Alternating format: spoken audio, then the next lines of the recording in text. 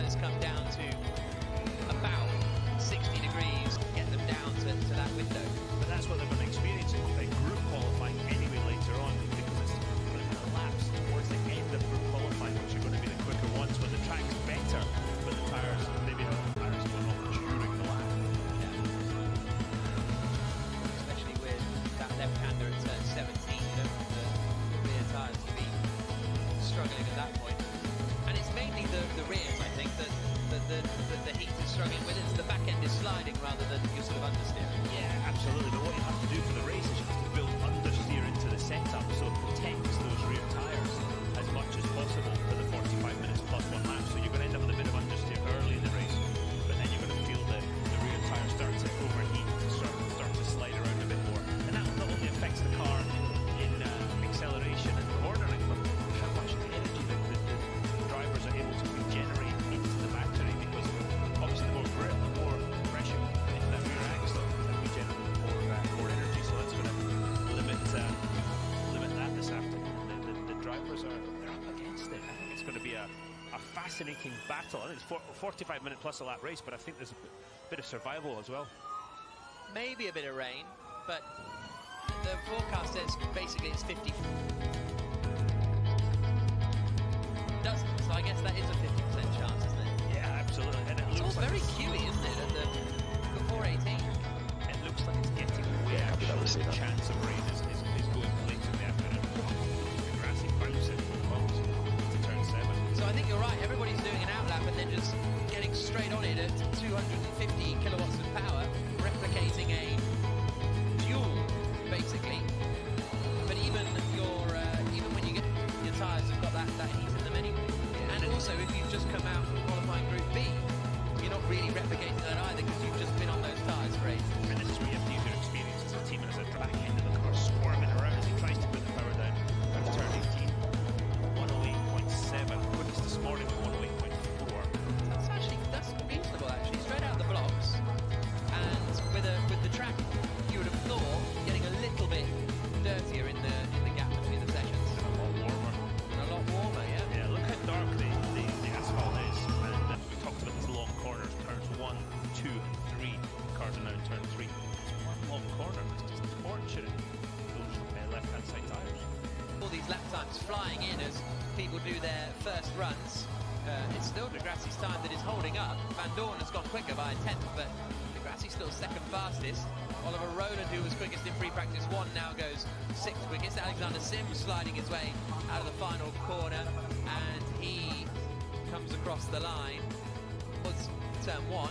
Here's a look at the Costa into turn 13. Pretty big lockup. Yeah, that is sizable. So trying to get off the brakes, trying not to flat spot the tyres. These tyres are very robust. The car hits the ground. He just unloads the inside front just by turning to the right a bit. It unloads the right hand side tyre. The lockup. Now watching Mitch Evans out against the wall, coming down to brake for turn 7, bouncing around on the brakes. Mitch Evans has got such a lovely smooth driving style. He's got a Porsche ahead of him too though, which might hold him up. No, nice work from the Porsche to get out of the way. 10th and a half up after sector 1. We'll get his middle sector splits as he comes through the right hander now of 12 and then down into 13. Bit of traffic ahead. He's now half a tenth down on Stoffel Van Dorn, so he's lost a tenth compared to the Belgian in the middle sector. And this is the bit where you've got to trust the guys around you. Look at this is proper rush hour stuff now. And you've got to hope that these guys see you, get out of the way. You've got to... In the end, comes across the line, and it was a 9th place lap time for Mitch Evans. Lost half a second in that final sector. Yeah, and he just couldn't commit, Jack, in that final sector because he's feathering the throttle. Is this guy going to get out of my way? And you can see Nick De Vries trying to do the right thing. You've got Sam Byrne and the other Jaguar just appearing to the right of the screen, but everybody's trying to do their best to get out of the way.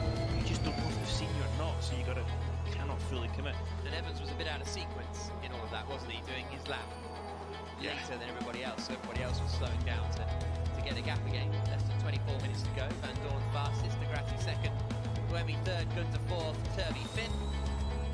And this is Andre Lotterer, who's at full power, coming past them all on his left-hand side, and right up to the wall on the exit, and he's got a 10th and a half.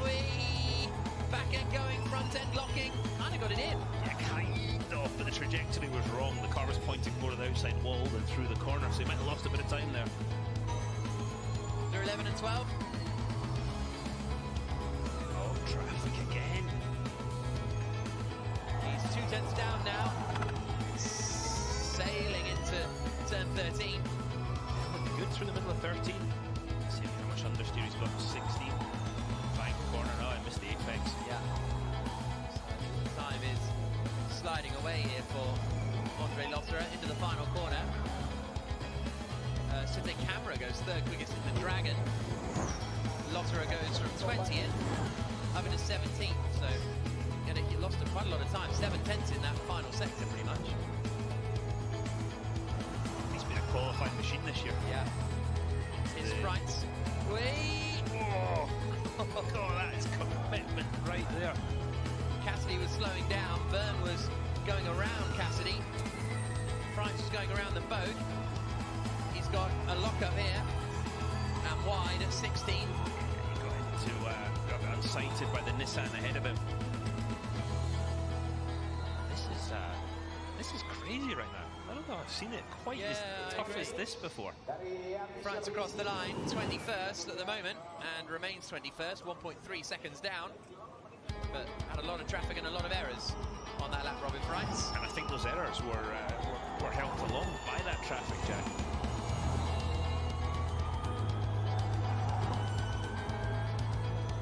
22 minutes to go. Van Dorn returns to the pit lane. So the camera, Byrne, Verline, De Vries and Askew all have already.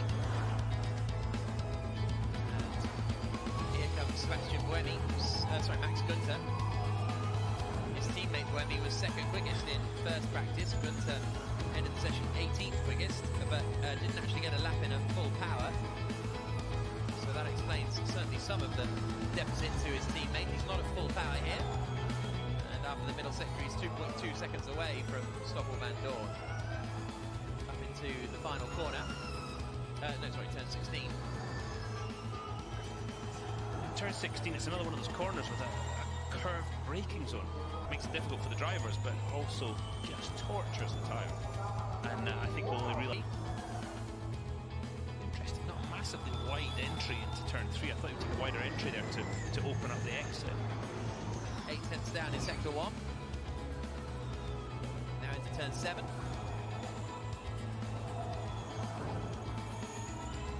Through 8, which becomes 9, which then flicks back left into 10. The Porsche of Verline up ahead and keeps out of the way as Giovinazzi comes through. He's now 2 seconds down after the middle sector. He's not in full power, and but nobody is on a flying lap just yet. And he could be doing a race to how the battery temperature's going up, all those sort of things. This is all about just getting information for this afternoon. The drivers are getting used to the rhythm of the circuit as well, and just going quicker by having experience of the track.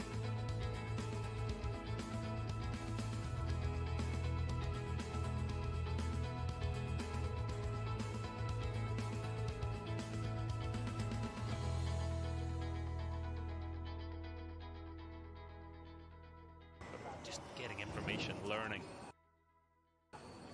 to give information to the engineers that they can give the best performance this afternoon. Best result of 16th so far this season, Antonio Giovinazzi. Verline, meanwhile, has gone full power.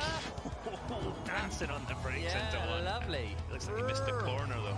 And right up to the wall as well on the exit of 1 and 2. Yeah, I think he was just kind of trying to catch it most of the way through turn 1, and because of the width of the track in turn 1, it is a seriously quick corner. God, he's 3 tenths up after the first sector here, Pascal Verline. Mighty commitment into 1. Over the curves now into the quick flicks. Askew's up ahead of him. Keeps out of the way, and he's still 3 tenths up after sector 2. Also quick laps coming in from Sete Kammer and Sam Bird. Oi, on the dirty stuff. Just got a bit wider. Goes quickest, a 1 minute 8.410, 2 tenths quicker than Stoffel Van Dorn, and the quickest lap time of the Jakarta after the first 2 sectors, not running at full power. What does Bird end up doing? He's 3 tenths down after the middle sector, and he goes third quickest, Sam Bird, in in the Jaguar TCS car. Sede Camera slotted into 5th place. Here's a replay of Verline just getting a bit wide at the final corner. Just trying to open up the exit as much as possible, trying to turn it and accelerate as you left the corner, and you saw the result.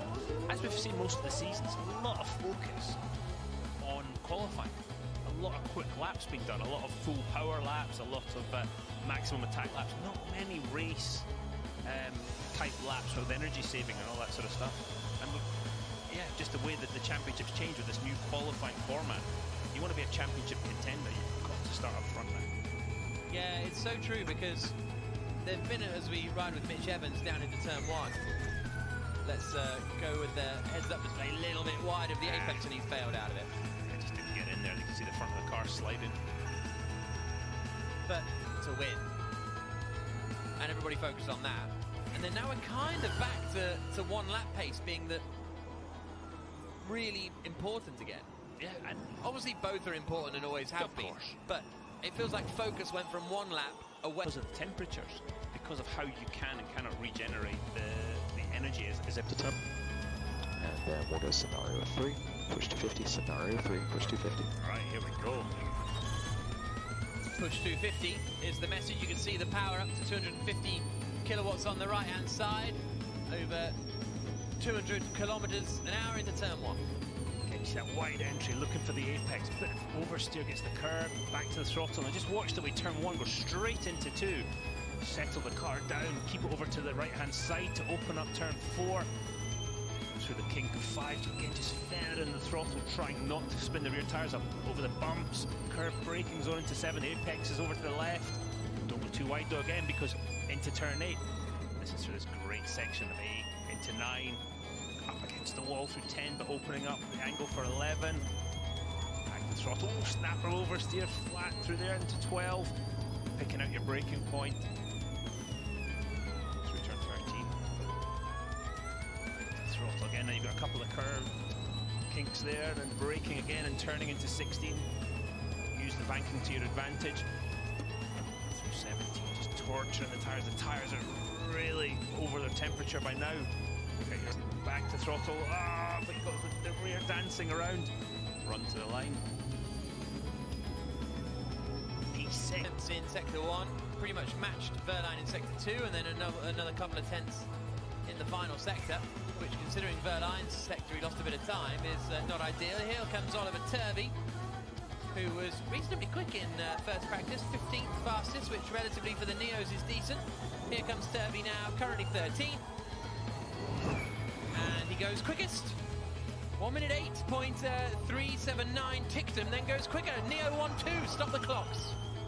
That Neo chassis looks like it's got a load of grip, where you saw Nick de Vries sliding out of the last corner. I don't think Stoffel Van Dorn is either. Well, it'll be close with Van Dorn. Here comes Lotterer. He only goes 7th quickest in the Porsche. Giovinazzi improved to go 11th fastest. There is the Neo team. Moderately happy by the looks of things. Here comes Van Dorn. He is less than a tenth away after sector 1. A few goes on the way in, a few goes on the way out, and Van Dorn comes through and remains 4th fastest. Improves, but doesn't improve his position. That last corner is a tricky wee thing. It reminds me of the last corner at Adelaide. Yeah, that's good. Yeah, look, you'll see this. Turn in, turn in. Catch, Turn out. catch. yeah, exactly. Good stuff. So, Tixon quickest, Turvey 2nd. Verline 3rd, Van Dorn 4th, Sam Bird in 5th place. Eduardo Mortara is currently down in 13th spot. Jake Dennis has done a reasonable first sector. De Vries is at full power at the moment, and he's 2 tenths down after the middle sector. Dennis has just done the fastest final sector, and De Vries is right up to the wall on the exit of 12. Using all the track, again, think the tyres are overheating. They've done a cool lap, but they're definitely not in their operating window. Speaking close to his time from before, you have to say that was an improvement. De Vries then coming into the final corner. Again, the Mercedes EQ looking lively, much neater and tighter through the final corner. Dennis goes 6th quickest. De Vries comes through remains in 10th, doesn't actually improve his lap time in the end. There's a 1 minute 9.0 compared to a 1 minute 8.8 that he's done before. Here's Eduardo Mortara, and he is just about to start a lap. So let's see what the second place man in the championship, the pole sitter for the last 2 races. Not many drivers have got 3 poles in a row. Alexander Sims and Antonio Felix da Costa are, I think, the only 2. Yeah. Mortara would love to match them later on this afternoon. If he gets through the duels, Mortara, he's made the final every time this season. Yeah, he's on a rich vein of form, isn't he, right now? He's won more duels than anyone else, 10. Oh, neat and tidy through 5. He's able to keep it nice and tight. Whether that translates to quick lap time, we'll see. A bit of traffic ahead. Less than a 10th down on Dan Ticktum. This is the point you're looking at the car ahead thinking either keep going or I hope you've seen me. No, he's just, yeah, he might be okay. Middle sector split for Mortara. He's 3 tenths away from Ticktum. Those neo laps are legit. Honestly, Jack, the car looked fantastic. Yeah. It looked through 17. This tricky corner of 18. This is causing everybody fits. There's just the angle and the speed taken in makes it very difficult. Mortara jumps up to 11th quickest, 4 tenths away from Ticktum. The team principal and Delphine Biscay, the team manager there. Oh, here comes Jean-Eric Verne now. Place. Eyes peeled for Jake Dennis out of the final corner in the Andretti. 600s up. Does he go to the top of 600s up? Does he go to the top of Ticktum? Verline 4th, Van Dorn 5th. That's a bit more like it for the Andretti team. We've had a tough season so far. Antonio Felix da Costa taking it very steady into the final corner to, well, he had enough gap anyway, but now he's on a quick lap. Just got nice and easy on the tyres, trying to keep them when they're up, out of their operating window as long as possible, trying to keep them cool. And he locks up in turn 1, misses the apex, and that's the end of the lap. Really, look at the dust as he went offline. Turn 1 in the race this afternoon, lap 1, is going to be really interesting. Incredible amount of dust offline. See if he keeps pushing. What? Yes, the Cheetah looks pretty good over the bumps, where some of the other cars are really hitting the ground, and the dampers aren't sort of squashing the bumps. The Cheetah looks like it's really absorbing the bumps very well.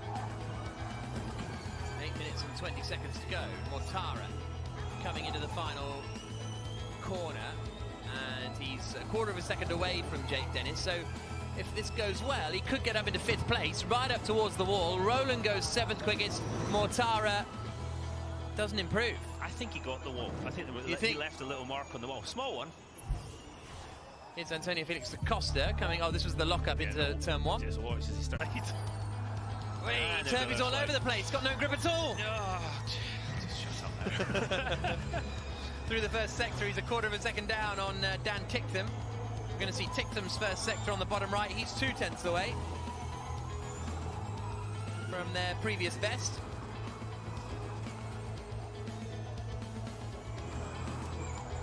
Seven minutes on the clock. Turvey through the middle sector. I know you told your friend you're not okay. A little bit distracted. Ticktum through the middle sector. Practicing attack mode activation there. The Mega Drive screen is slow out the outside there. You lose a lot of time. You can see the riding on the pavement. Young kids, they're growing up in basements. Going to attack mode in the race. It's going to be interesting as in terrifying. Maybe even a couple of them. He was right at the front. Alexander Sims qualified really well for Mahindra in the first race. Roland got a strong 7th place in race 2. And his first sector here, he's less than a tenth away from Jake Dennis. Middle sector split comes just before the right-hander of 13. It still could put him, well, he's already in 7th place. He has done a personal best in the middle sector, so if you can find time in the final sector, then you might be able to jump up a few places. Yeah, you can hear the tyres sliding around though. Oliver Roland does not lack commitment, does he? Did a good job there. He managed to sort of square the corner off. The Oliver Roland remains in 7th position. Jake Dennis by now might be in a bit of trouble. Yeah. Roland saying he got no rear grip. Information. Out of the pits now goes De Vries, and here is Antonio Giovinazzi on a full power lap into turn 1. Through 2, tightening into 3. Switching back left around the mall, down towards turn 7. First sector split for Antonio Giovinazzi. He's only 2 tenths away from Dennis. That's a reasonable first sector for the Italian. Looks like he's not overdriving the car, shall we say. A lot of understeer, so the middle of the car is a bit of a block to get the car to turn. He's not fighting the rear of the car, so let's see. Does the front of the car dig in? Does he manage to turn? Very nice through 13. Still 2 tenths down on Clearer, Ray think I could. Nice. That's very encouraging for the Dragon man. It's a couple of tenths quicker. Only a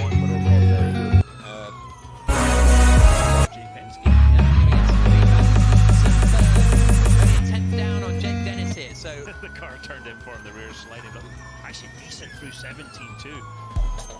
Just watch towards the end of the corner, he's had to correct, turn it back to the left. No, really good out of 18. Sam Bird and the Jaguar. 7th quickest. 2.5 minutes on the clock. Jake Dennis is quickest currently on a 1:08.253. Eduardo Mortara slots into second place. Here's Mitch Evans in the Jaguar coming into turn 13. Robin Freins keeps out of the way. Even when you feel low, you can still go. Even when you feel slow, you can still go. Even when there's no hope, you can still go. I never answer to no, man, I still go. God, I hustle every single day. I'll be making moves till I'm buried in my grave. To the system, I don't wanna be a slave. I've been doing shit my way. Who is himself up on his previous best by 300ths now. Good lap from Mitch Evans with the amount of traffic he had in the last sector. Dennis into 16. Way back in trying to go. Helped him obtain through the corner though. Catches the right front. Scrappy through the final corner, right up to the wall. And does Dennis manage to improve? No. Lost quite a bit of time in those final couple of corners. Only maybe a tenth or so, but it's enough. He knows that if he ties a lap together, it's all looking good. Robert Freins looks like he caught one of the Neos through the 9, 10, 11 sector, and that might have cost him time. Dennis said that was a terrible lap on the radio afterwards. Freins has to lunge it on Askew. He's only 2 tenths down after the middle sector, but that will have cost him a decent amount of time. He's currently down in 22nd place, Robin Freins. Oh, and he's got traffic here from De Grassi too. Yeah, De Grassi not helping at all. Probably couldn't see him, and it's massively out of shape through 17, puts him offline for 18. Dirt on the tyres. Well, there was some pace in there as he comes across the line and comes up into 20th place, but it was a lot of traffic. That was like downtown Jakarta. Traffic is pretty bad. Yeah, it's really bad. On board the Sam Bird, which is part of the reason that Jakarta won the Formula E race here, to improve the governor was saying the other day, to improve the eco-friendly nature of the city and to improve the sustainability of the city. The traffic is a bad issue in Jakarta. Here comes Bird that we're on board with into the final corner. He's getting some traffic and Costa's on a lap. Costa 21st quickest, right number 2.5. Vern's on a lap as well. Jean-Eric Vern's going quicker. The checker flag is ready. Mortara comes across the line. He goes the final minutes of free practice 2. Vern through the final corner, out across the line. DS to Cheetah 1-2. Massive margin. That was where Da Costa lost some time in the final sector. So I think everybody has completed their laps now. If I'm sitting there as a driver right now, thinking if I'm Sam Lee getting in the duels, but a pole position too. Neo ended up 6th and 7th. Yeah, absolutely. See what happens come qualifying a little bit later on. But 7 tenths clear of another team. Jake Dennis in 3rd, Evans in 4th. I mean, that's a And he was telling me yesterday, was it yesterday or the day before, doesn't matter, but he was saying that he's hoping that being a rookie, with everyone having a new track to learn, that could kind of play into his advantage a little bit. He backs himself as... You show up somewhere and you're racing against guys with 3, 4, 5 years experience on a circuit. It's so difficult, especially with an hour of practice. Like you at Surfers Paradise. Surfers Paradise. Yeah. So some practice starts. Yeah, they made me think. It'll put us off. We know what we've got. We'll just deal with it.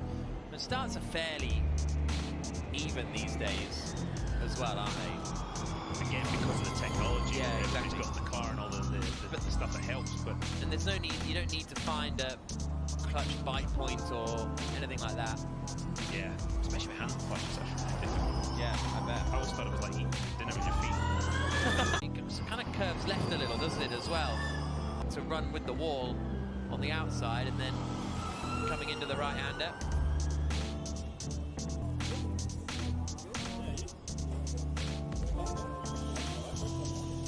I don't know how they know each other, but they appear to. Down at Mahindra. Start to the session, or start to the day, for DS to Cheetah, because they, Jean-Luc Verma's 5th quickest in free practice 1. DS to Cheetah 1-2 in free practice 2. Jean-Luc Verne ahead of Antonio Felix Acosta.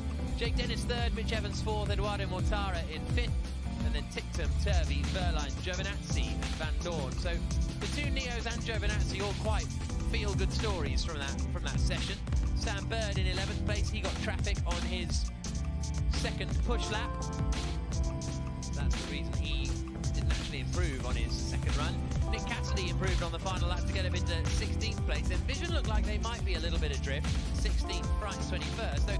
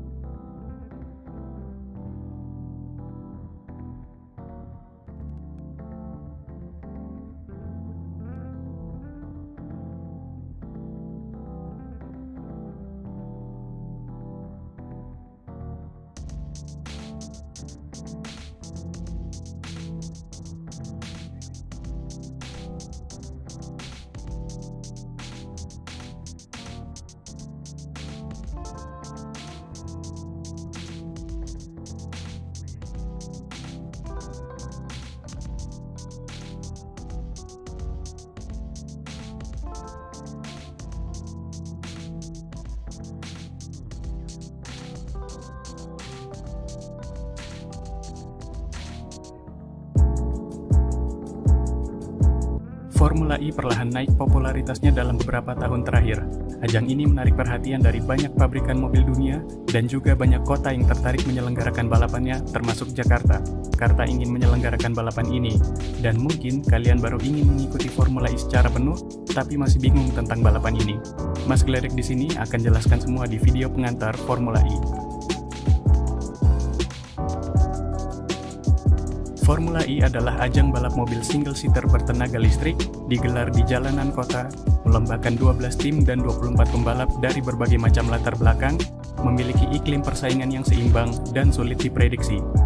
Musim 2020-2021 akan jadi musim ke-7 Formula E dan jadi musim pertama yang berstatus World Championship, yang kini berarti gengsinya sama dengan F1, World Endurance Championship, World Rally Championship, dan World Rallycross Championship.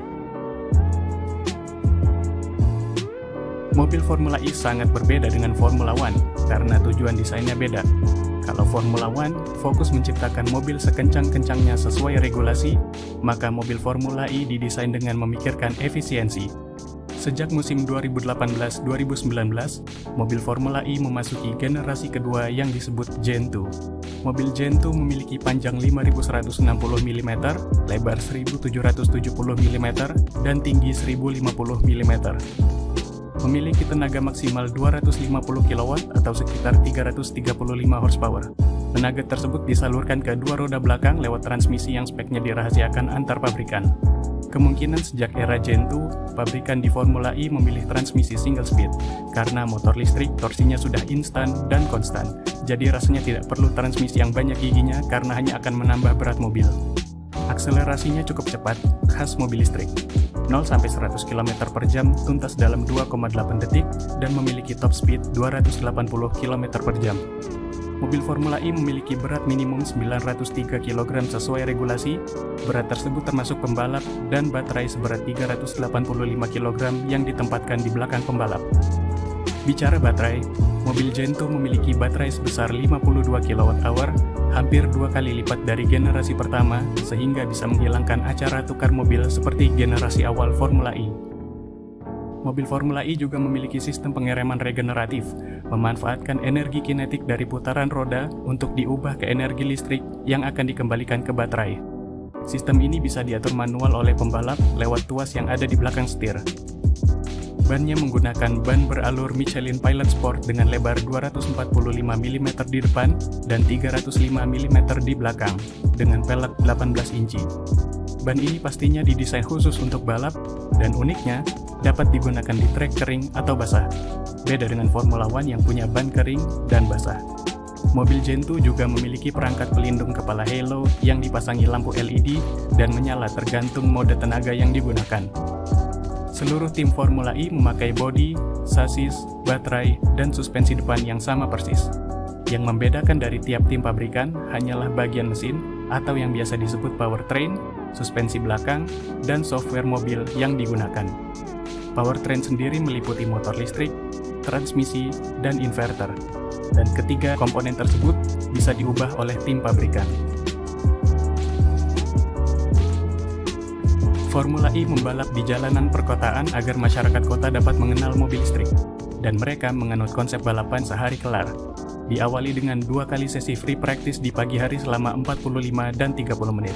Anyway, jika balapannya berformat double header atau 2 kali balapan dalam satu weekend, maka di hari kedua ada sekali latihan tambahan selama 45 menit. Di siang hari dilakukan kualifikasi untuk menentukan urutan start saat balapan dan memakai tenaga maksimal 250 kW.